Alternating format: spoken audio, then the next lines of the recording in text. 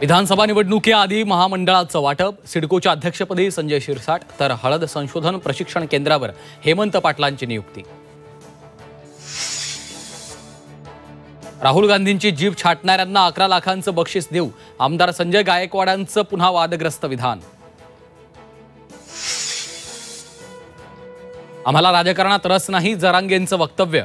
आजपासून आमरण उपोषण करणार असल्यानं सरकारला ही शेवटची संधी, जरांगेंचा सरकारला अल्टिमेटम। धनगर आरक्षणाची पुढची दिशा ठरवण्यासाठी पंढरपुरात राज्यव्यापी बैठक, तर कायद्याच्या चौकटीत बसणारा आरक्षण देण्याचं मुख्यमंत्र्यांचं शिष्टमंडळाला आश्वासन। स्ट्राईक रेट आणि जिंकून येण्याची क्षमता हेच जागा वाटपाचं सूत्र, मुख्यमंत्री एकनाथ शिंदेंचं अनौपचारिक संवादात मोठं विधान, तर शिंदेंचा गद्दारीचा स्ट्राईक रेट सर्वाधिक, संजय राऊतांचा टोला। मोदी सरकारचा एक देश एक निवडणूक घेण्याच्या हालचाली, 2029 साली एक देश एक निवडणूक राबवण्याची शक्यता, वेळ आणि पैशांची बचत करण्यासाठी केंद्र सरकार मोठा निर्णय घेण्याची शक्यता।